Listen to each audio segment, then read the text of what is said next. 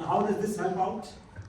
Because log odds will eventually become odds will be. So once we get our regression output, the output you're going to see on the test or any output from our program, wherever, is this output.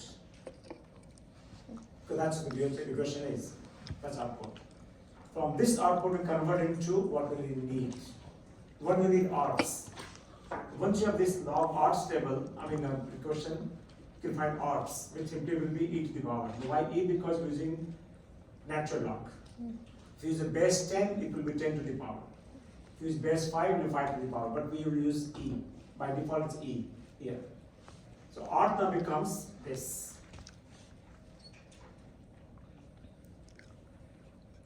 Now if you solve for p, which is probability, you get this. This basically will be odds and odds. So p basically is odds divided by 1 plus odds. You can do calculation from here. And if you plot this now, the plot will be like this. It's called sigmoid curve. And this will never be below 0, never be more than 1. So we got our job done. So now we can have an answer which will be in probabilities. 23%, 93%, 44%. And we can decide based on that one, should we give the loan or not give the loan. Admit hospital, not admit hospital. It's going to break down, not going to break down. She's going to buy or she's not going to buy. So that is the whole idea of logistic regression. So the change you make is from there to this, and everything follows accordingly. But of course, it's a binary thing. So Excel cannot do it. Excel cannot really solve this problem, this one. Excel can do this one, another one. I mean, we can do it, but we don't have a way to do those things. It's a very complicated process. Okay, that's what comes down here. So now suppose is a donor party. Okay. So the donor party output that you see, that you've seen, is this, which is like this. Your intercept, how old you are, and your gender. So that basically is this. Log odds equal to this. And now suppose somebody is, the odds become this, e to the power. And then, now here it is. 50-year-old female survive, what are the odds? Well, we have gender is 1, female, and age is 50. Plug them in. That's it. E to the power. Now this is your that number. This is your that number, and this is your that number. And this is your 50. So that's also about 50%, half.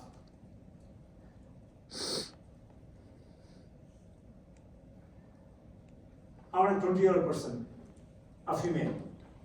Well, once again, that's the one.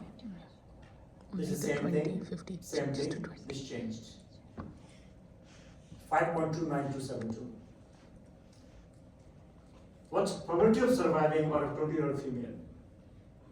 That will basically be, it will be equal to 0 odds divided by 1 plus odds. odds. And that will be, I think, yeah, there it is. 0.84. 84.1%. And that is one of the regression case, which you're going to see. The solving part is in a project. Writing programs are, and that your project was that. I mean, the homework, whatever you call it. And this question will be pretty much from what you see here. Should be pretty simple actually, yeah.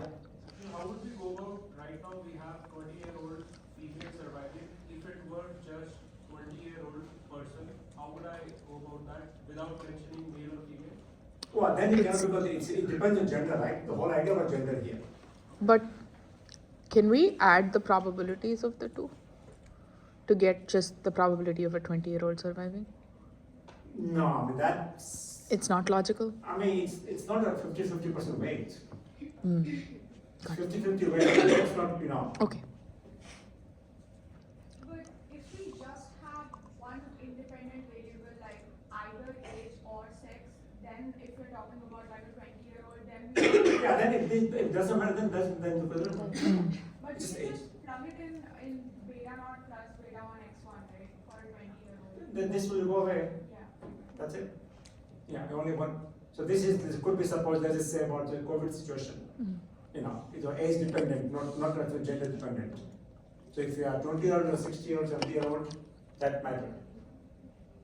But in this case, in fact, the whole thing was about gender. Can female take beating more than male can do it? That was the whole thing about this gender party. Yeah. So you can also check there at 20-year-old female versus 20-year-old male. And you can see the female odds are higher to survive than male odds. Same age. Age basically goes out. Age is same, that doesn't matter. You can put 30, you can put 50, I mean not age. No, we have a 20-year female, yeah, we are all there, yeah. Yeah, age is the same. Gender Yeah, so there's, Also in the slides, there was one which said odds of survival change with each year of age. yeah, So how do we get that number? Is that the standard error? no, it's 20 versus 21. That's what this one is, right there. For every single age. Just calculate it Every age. separately, manually. 22, yeah, just like the table. So for this we can plug in anything for the gender. If we are just looking at 20 versus 21, gender can be anything. No. It is dependent. Assuming gender is the same, you take for every single year. So if you do females and then you just do 20, 21, 22, 23, 24, and then see how survival rate changes depending on age. But it's basically going to be beta 1 only, right? Yeah. In fact, you do not have to do all the too much of calculations. You can get much easier by shunting something off. But then you have to be very good at doing those ones. It's good to just put everything in there and then calculation. Yeah. Sometimes you don't even need to put the gender at all. You can simply look at this portion and that's it. Yeah. But then the problem is that you've got too much of maturity is required. So it's good to just plug in numbers and just do the calculations. That's easier than more mechanical. Any other questions here?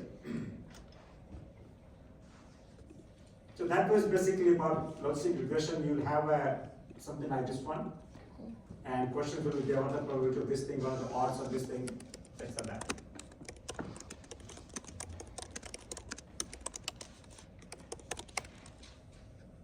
And logistic regression itself is that we want to get something between 0 and 1. So we start using log odds. And when we go all the way down to here, we get between 0 and 1. It's a very clever technique that we use to do all that part.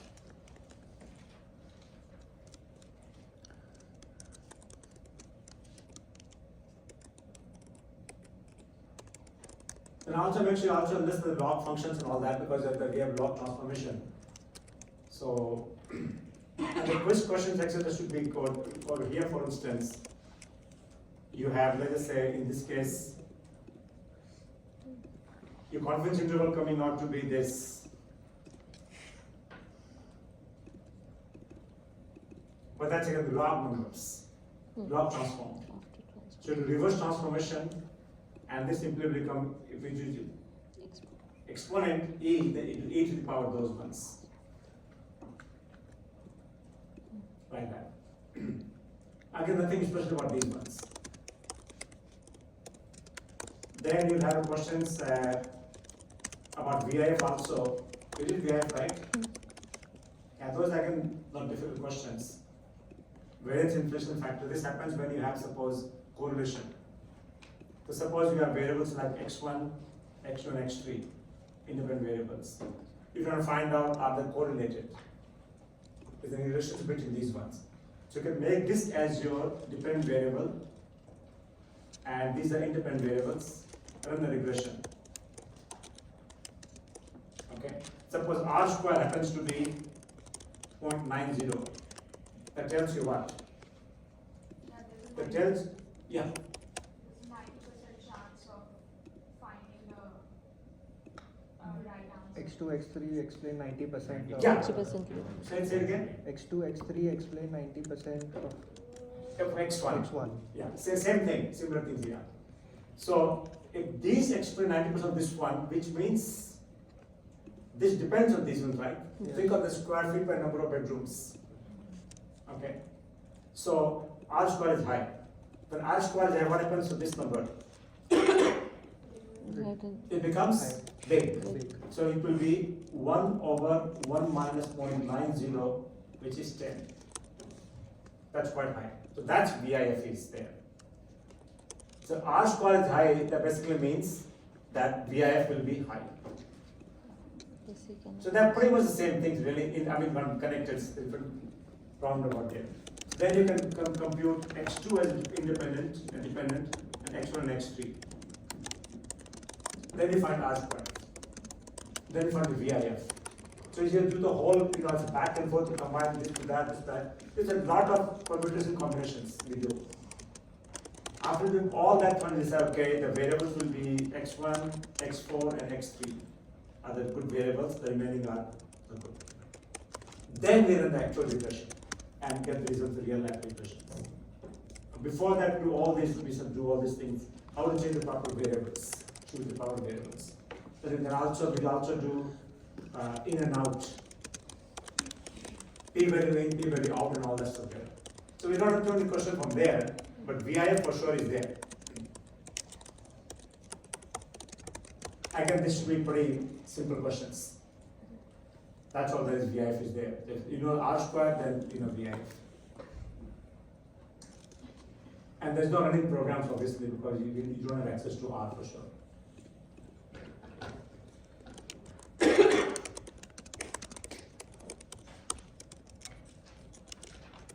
And of course the traditional hypothesis testing and all those, plenty of them are there.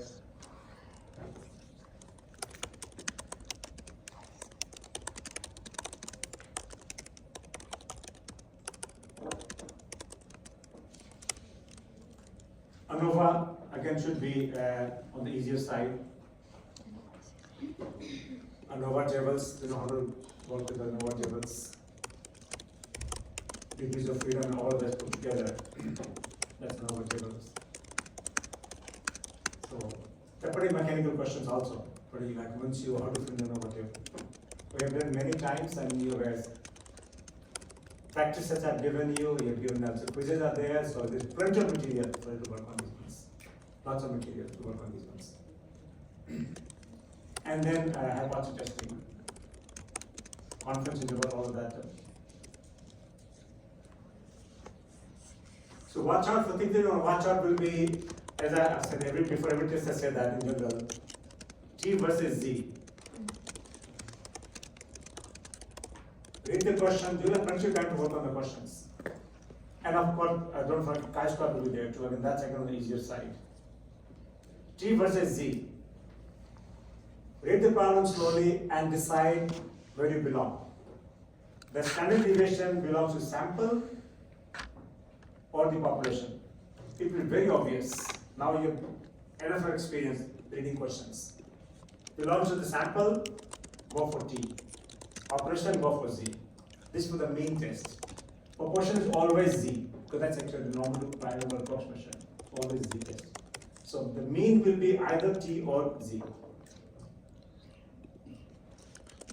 Confidence interval or hypothesis testing, Z or T.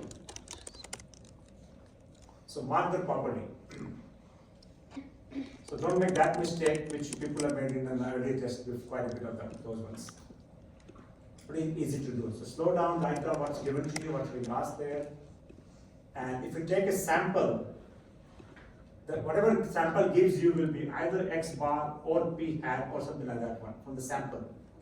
Then compare that to something standard what you give it. That will be your mu, or take a sample of 17 people, 14 of them, that will be p hat. Okay, so the sample coming out will be x bar of p hat. We only need two things anyway. And what you compare will be mu's and p's. So even the questions that were there, people assumed this to be the mu, and that became, the wrong way. So anything connected to sample will be a sample statistics, either x bar or p hat. That's what two things we've done in this class. That will be it. And then decide this versus that. And the rest is draw the picture and find the t-score, z-score, left cut, right cut, whatever needs to be done. And also watch out for the z-score or t-scores. That will be, especially in Excel, be very careful. It's one tail or two tail. And one tail or two tail, I do not say one tail or two tail, but you can figure out. Anytime worried about this being wrong or this being wrong, that's two tail. Quality control, inconsistency, people are complaining that they cannot decide what to do, which way to go, that all will be two tail situation. One tail clearly will be saying worried about too much or too little, that becomes one tail. That's it. Once you decide 1 versus 2, then your this one or this one splits in two parts. If it's a two tail, obviously it's 5% tail area, that means that's 5%, 2.5, 2.5. And this could be called level of significance, could be called alpha, could be called anything, 5%. Or if 95% given to the area confidence interval, then again, this is 95 and 2.5 and 2.5, which is two tail situation. And then look for the proper z-score or t-score. And for, if you want to use Excel, which many of you will be using Excel, for t especially, I would say avoid using the Excel's 2t function, because that causes confusion. So you can use it, I mean the function is fine, but the whole thing is got incorrect. I mean not incorrect, it's a flipped over. So normally I will only use one tail. If suppose a two tail, right? 2.5 and 2.5. If I do one tail, what do I use? 2.5. That's it. I'll know the answer. The 2T will wants to find this area first. So everything else from here, that 2T is from this area there, and that gets kind of confusing. So just use 1T and just simply say, by what's my one tail area? This will be minus, this will be plus. Doesn't matter what you use. Or you can use a table. The tables will be only be the tail areas anywhere. The degrees of freedom and all that. So I have given you Z table, T table, and chi-square tables. You can use those ones or you can use Excel. And there's enough of margin of error that given tolerance level that you can, either of the two will be fine. And Excel gives you better results because it's more accurate and precise. But there's enough involvement is there, tolerance level and all that. That will be just fine.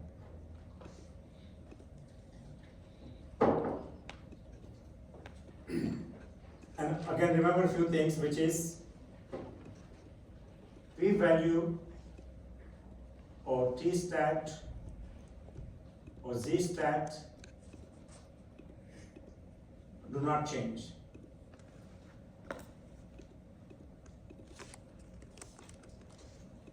That's coming from the sample. If you take a different sample, it will change. Otherwise, it will not change. It will remain the same.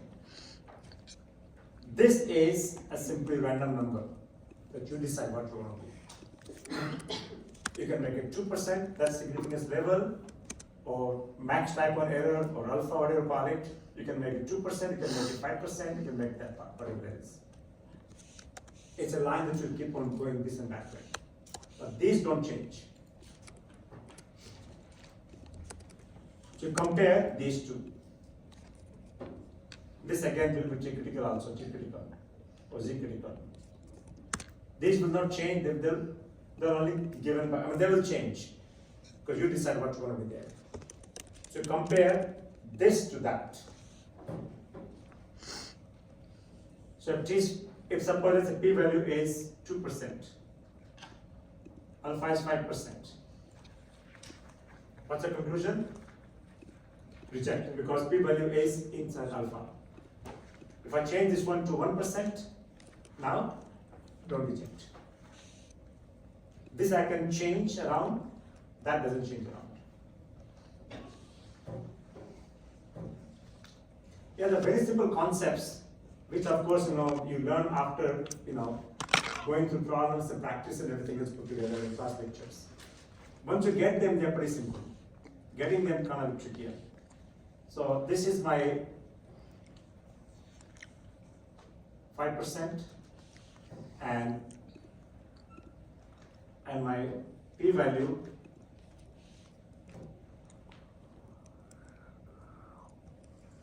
is 3%. Where do I belong? Inside, right? 3%.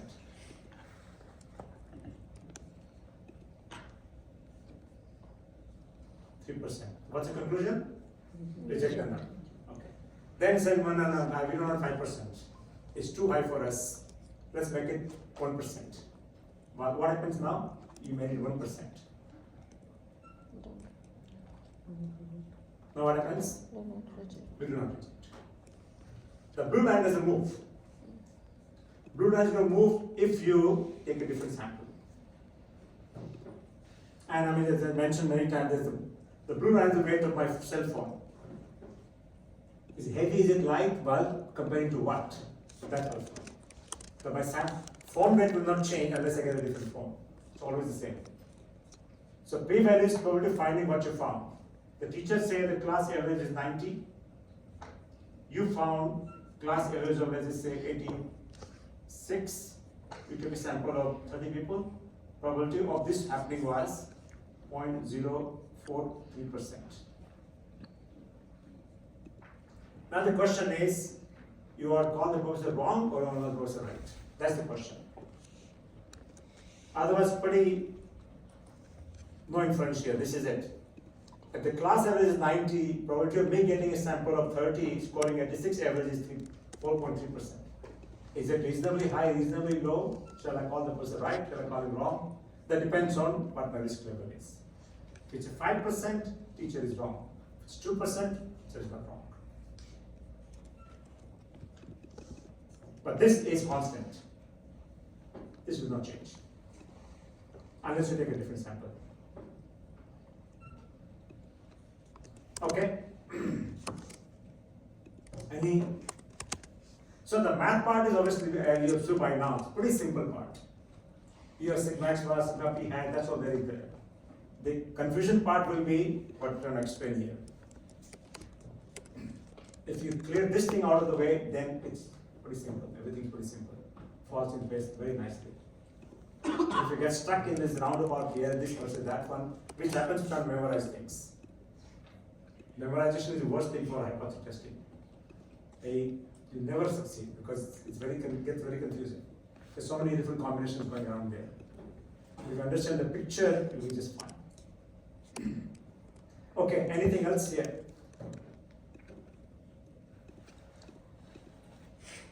Did you guys work on the practice sheet? Yeah, all the answers are there, and also you can click on the Excel to also give you how it was done and all that.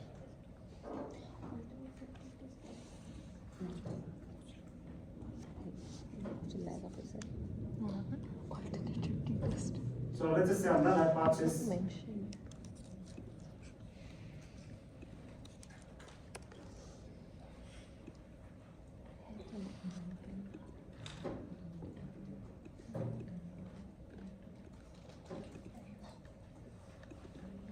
Okay.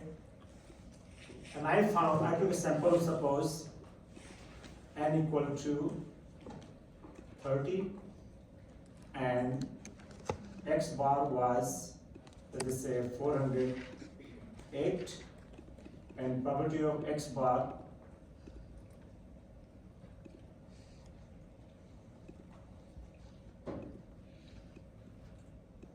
What's the conclusion? Reject or not reject? Not really. Hmm? Reject. Won't reject. Why not reject? Alpha will be half, right? Oh my god, yes. 2.5. P would. What's P value here? 6%. 6%, keep in mind. Okay? So this 3% is the probability calculated to find 408 or more if the mean is 400. So the P value is 2 times 3%, which is 6%. Compare 6% to 5%, no reject. Or compare 3% to 2.5% and no reject. But the P value reported will be 6%, not 3%. And this we saw in our t-test chapter 13. No, we were in t-test, right? We did the f-test for the two t-test. And there we saw the Excel gives only 1/10 p-value in f-test. So we multiply by 2. So that keep that in mind. So basically 1/10 probability is 2 times that when you call it p-value. Otherwise it will be wrong. So otherwise it will be, this is 2.5% and we are 3%. Based on this picture we should accept, we should accept, right, this picture. But if you look at 3%, 5%, we should reject it. There's a confusion going on. So we multiply this by 2 to make it 6%.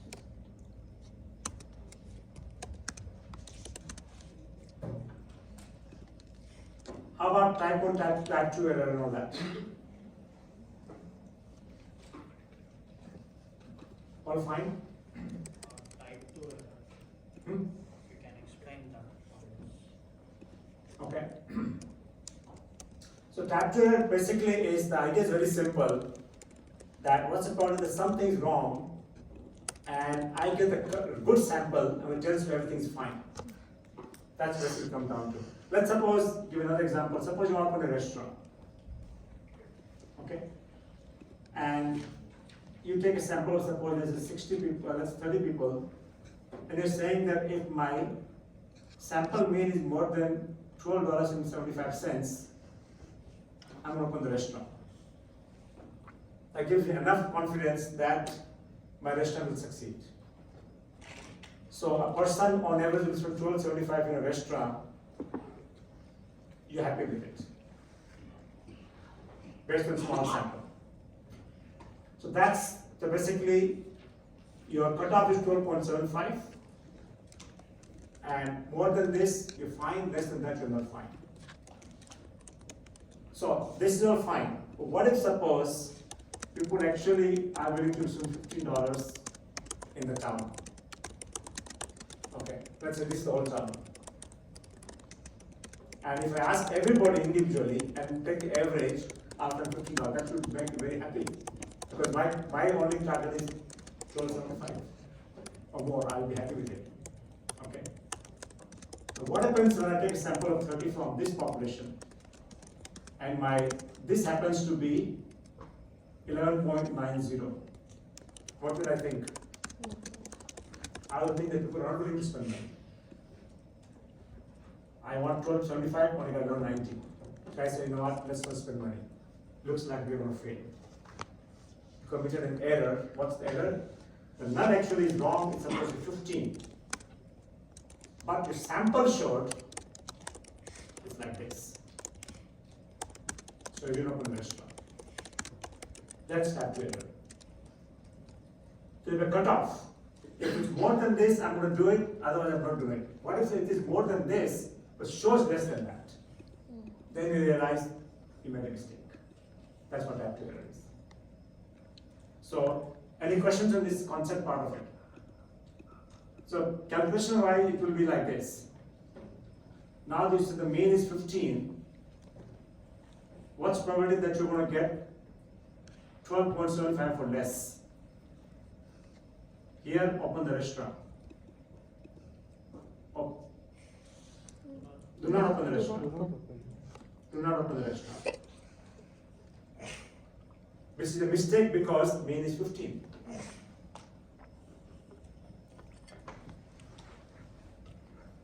This is fine, you open the restaurant because showing more than that. Here showing less than that, and you will open the restaurant. And that basically is calculated. The example we did was about warehouse parts. Suppose the null hypothesis says that, let's just say, 15% parts are defective. You're worried about more than 15 being defective because you want to be buying the whole lot. Okay, you take a sample of suppose 200 parts. And that gives you cutoff. And suppose your alpha is 5%. So your p hat will be, or sigma p hat will be 0.15 times 0.85 divided by 200, right? Square root. And then you have your cutoff. This will be your 0.15. This is your 5%. And the cutoff will be 0.15 plus 1.645, the z-score, times sigma p hat. Can someone compute what this number sigma p hat is?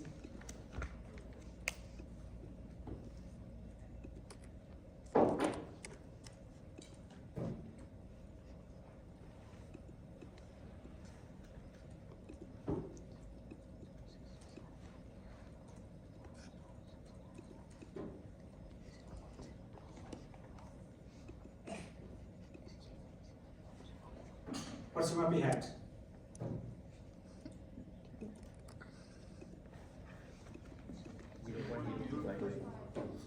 Okay. 0.02. 0.025. That's it? No more after? 4. Yeah, don't ignore those numbers. Okay. So our cutoff becomes 0.15 plus 1.645, the z-score, times 0.02548. What's that will be? 19153. So meaning of that is, if in my sample 19.15% parts or more are bad, I will not buy the lot, I'll come home. If my sample proportion belongs here, I will say I don't want it. But less than that, do it. Okay, so this now becomes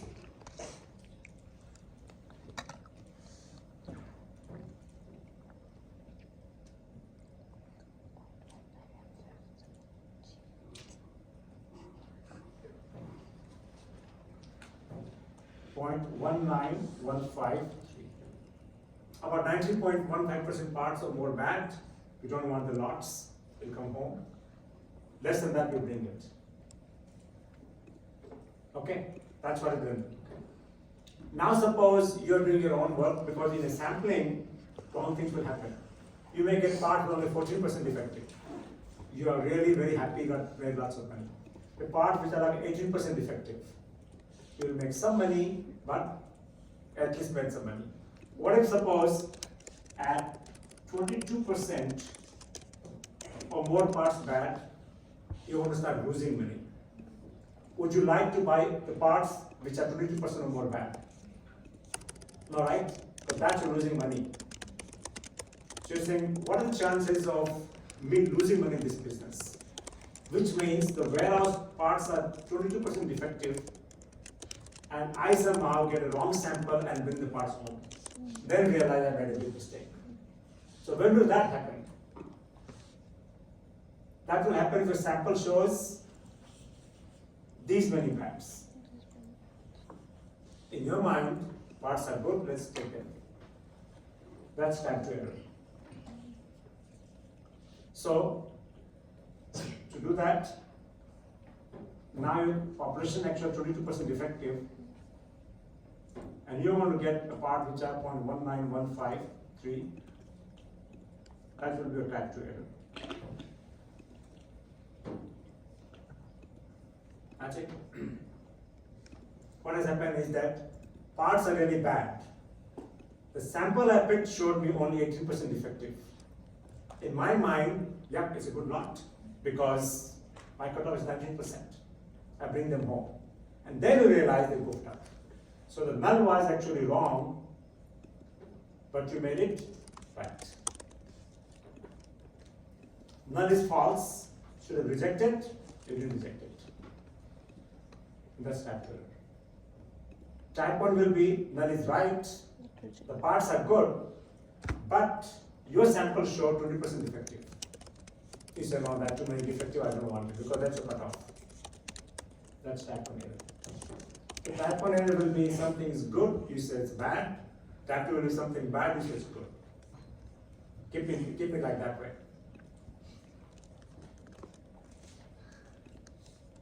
As simple as that. If you reject a good person, you made a type 1 error. If you reject you didn't reject a bad person, you made a type 2 error. In fact, I tell people in a relationship, minimize type 1 error always. If in doubt, the person is fine. But if you make a mistake, you have serious problems. And we do all the time. We make very quick decisions about somebody and destroy relationship, then realize that we were wrong. It's hard to fix those things back. So relationship, minimize type 1 error. Give the benefit of doubt to the person as much as you can. And some are very jumpy. One thing wrong, you do one, you're done for life. I mean, we all have friends like that, people like that, relationship like that. All nature. Some are there, quick ones. You say one wrong word and you're in of life. Enemy for life. Anyway, so what else now?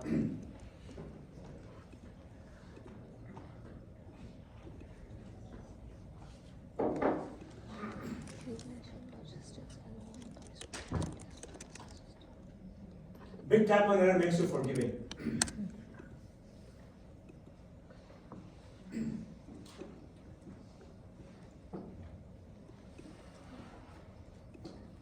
Chi-square again is a easier chapter. So basically you have the chi-square, that will be E minus F squared over E. That's chi-square.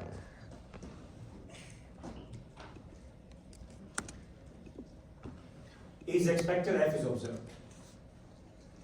So observed is what you see. Expected is what you expect.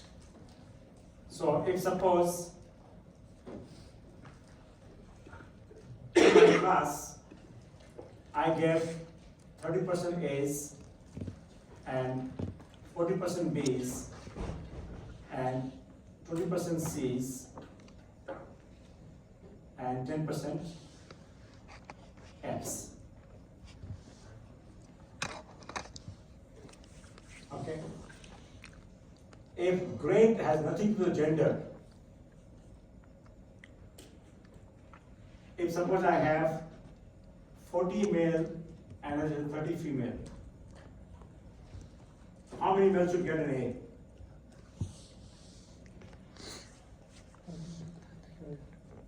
12%, right? 12 people, 30%. And how many female? 9. That's expected. Now, I know that the slides are a bit complicated, the independence part of it, I said ignore those ones. Just do simple things, very simple logic. I'm giving you 30% into my class, and the male, female are nothing to the gender part of it into grades. I should have put 12 and 9. Now suppose in reality I have, suppose let's just say 14 and 7. Observed and expected. Are these very different from these? If they are, grade depends on gender. They are not independent of gender. That's the idea about chi-square substance. Now you can figure out 12, 9, how many B's? The 16 and 12. and 8 and 6 and 4 and 3. That's what we expect. If the grade is independent of gender. And what we get is something there. So then you find chi-square from each one and add them up, and that's chi-square statistics compared to chi-square critical. And your degrees of freedom will be R minus 1, C minus 1. Row minus 1, column minus 1. How many rows, how many columns? In this case, it will be 1, 2, 3, 4, 5. Well, 4 only, right? Oh, no, this is not one. Yeah, okay. 1, 2, 3, 4. 4 minus 1 times 2 minus 1. 3. Look in the table. Find the chi-square degrees of freedom for 3, degrees of freedom 3, and the tail area, whatever 5%, whatever there is. That's your critical, and this is your statistics. Compare the two, decide which one to do. That's chi-square, all of it. And the table is easy to read.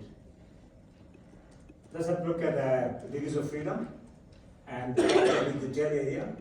Pick the right number. So, for instance, we have done many times.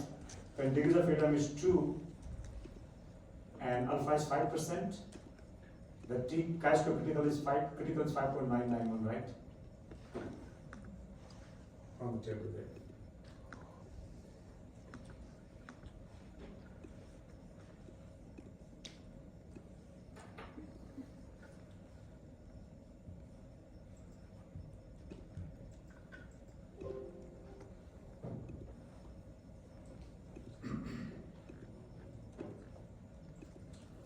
Okay. What else? So, Professor, the topics that we have for this time, there are 4 or 5, whatever. Those are clear. If you can suggest what topics we should be looking at from the last 2 tests, exhaustive list, just off the top of your head. Well, I mean, Exhaustive. we discussed about everything already. Yeah. That's all there is. Now your sampling distribution is going to be there. Okay, sigma p r if we did in sampling part, that's going to be there. Confidence interval is going to be there. Nothing to do about those part. Okay. Hypothesis testing, what we just discussed, concept. Okay. So beyond that, ANOVAs are there. Then logistic regression, transformation, VIF, etc. So there is no normal to binomial approximation. There is no rank sum. I don't think I have any rank sum. Have to see. Rank sum test questions. I'm not sure. Maybe not. Okay. I'm going to finish making tests today. In fact, once I done the class and all that. So I've done about 22 questions I've done. Maybe 2 or 3 more will be there. So that's just about it. Nothing from like a probability chapter. Nothing from there, nothing from like a shape theorem, nothing of that sort. And based on your experience, would you say that going through the slides would be beneficial, or going through the quiz and the 2 practice tests would be beneficial in your experience? Add them both. I knew exactly what you were going to say. Slides along with the Yeah, of course. I mean, the thing is that the tests pretty much is all based on concepts. If you understand what I've done here, you don't have to do anything anymore. You're all done with it. Just make sure you have your formulas ready to go, you don't get confused. Everything is already to go. Nothing you can have to do right now. So just to what we just discussed it. About alphas, p-values, type 1 tablets, when to reject, not to reject, and about the logistics regression and log transformation, things of that sort. And chi-square, that's all there is. But I mean, I think it's easier for me to say, because I've been doing this for years now. So, just practice some more questions. Practice without any help, that's the best thing to do. Without any help. Try to don't remember your cheat sheet, which is, you have to know 2 or 3 formulas anyway, right? Sigma max or sigma p hat. Just know those formulas, memorize those ones. I mean, for practice and all that. And work on the questions. And after within time limits. trust me, this class is not a hard class. It seems like very hard, not a hard class. You just have to get the topics synced in, the concepts. Then it becomes very easy. And of course, that takes time. That time takes dedication also. You have to be dedicated. I have to think along those topics, ideas. It's not a part-time thing, just just read for an hour and then it's. And neither is too much of practice either. Don't need to practice too much. Once you understand rejection, no rejection, type 1, type error, that's all there is. Back and forth, back and forth. And of course, don't make the mistakes of T versus Z or one tail versus two tail. If you don't make those mistakes, then they're pretty straightforward. But I've given enough of stuff there, you have a practice that I gave you, which again, most of the part from chapter 2, test 2, any practice, not from test 2 practice. And the quizzes are there. So,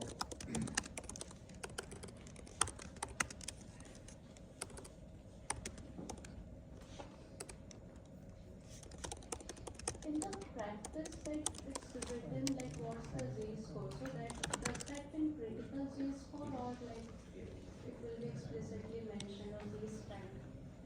Like just it's written what's the Z-score. So well, the Z-score, that means basically some things are given, right? like, the answer is actually the critical Z-score. The what is given, I mean, it depends on what the word is there, right? They all are Z-scores. But is there like what she's asking is will there be a difference between Z-stat and Z-score that will be like will the question mention whether you want Z-score or Z-stat or Z-critical? Yeah, obviously Z-critical will be coming from alpha. That's the cutoff.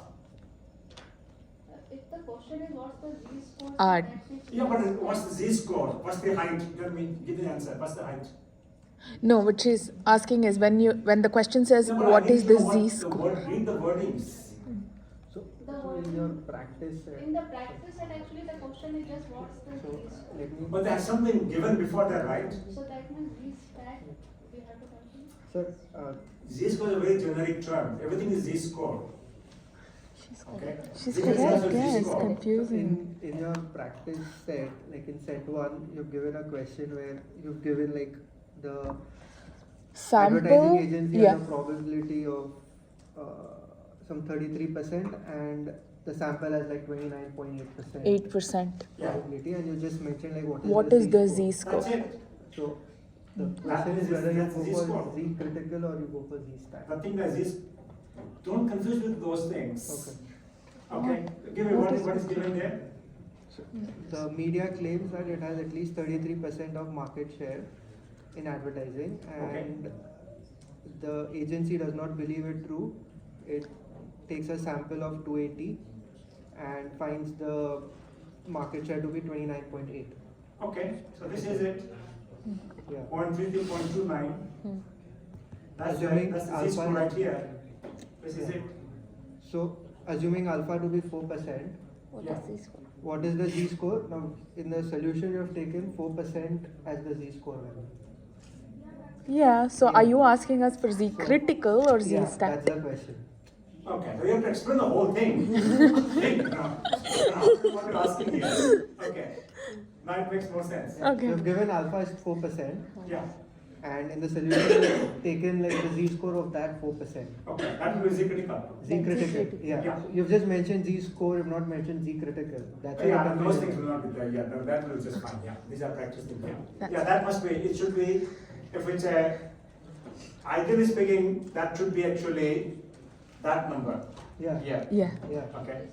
So, Z-stat. so put a Z-critical there, yeah. Yeah. Okay, in that case, yeah. But these scores are all are Z scores. Yeah. And just we call Z critical, that's Z, the cutoff, critical, whatever we just call those ones. But those will be, so this is 4%. Then the Z score will be called Z critical or Z cutoff. And in that case, yeah, that I should have put. So this is given like a for 4%. Yeah. Critical. Calculated Z critical. Yeah, that is the confusion. But he confused me a lot more by asking the question. Yeah, that should have been Z critical. or cutoff z-score or something. Yeah, Is that something anything wrong? related. No, it's just written what is the z-score. So even I was confused, but then I saw the solution. Yeah, okay. Yeah, that should have been more like z critical. Or z cutoff, z critical. Yeah.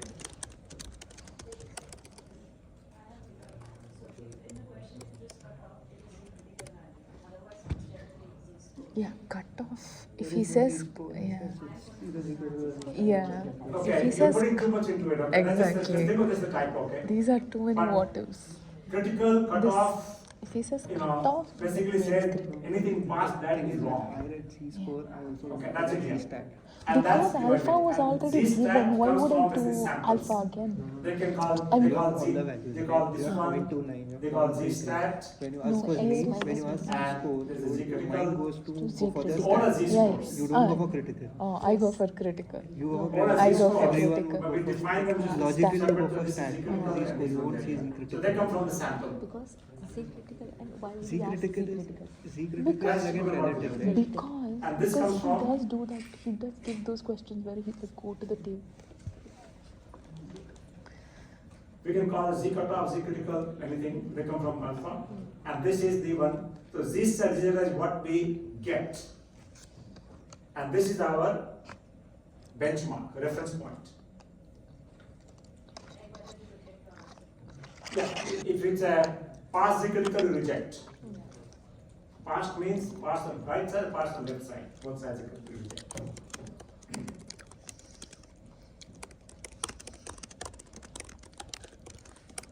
There was such type of question in exam one. There was such type of question in exam one. Z score पूछा था. Okay. Any other questions? In the tri-square PPT, there is a slide of market share for small, medium and large car. So there like the total is adding up to 90%. So for calculating the expected, we have to do like 35 by 90 into the whole. We didn't do that, that's coming from book, right?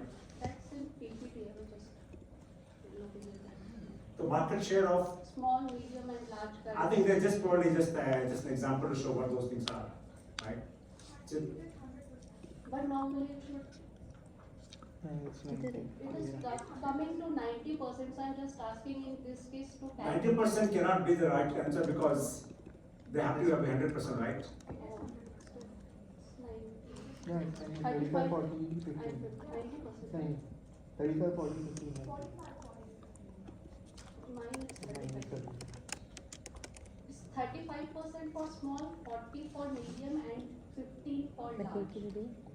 So total it's coming 90%. And we have, for, Yeah, I have 45, 40. In fact, even into an increase also, like 98 to 30. well, that should have been added to 100%. हाँ मेरा भी. So I'm not sure how we have to two Mine sets of is slides 90. here.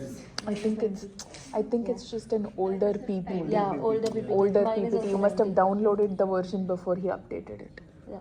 Yeah, I've done lots of the Yeah. slides, I do lots of Yeah. editing and all that. In fact, I should be having the slides, available to you before the class. Because, no, because Should not? I do update. When I come to the class, I go over them and update those ones. Yeah. Then you can download them actually. तेरा भी 90. When I release the beginning of the year, then you download them all. They don't update and then things can't get. Yeah. तुम लोग बाहर के बात. Yeah, that obviously should have been 100%. 10% or somewhere missing there. Should be 100% there.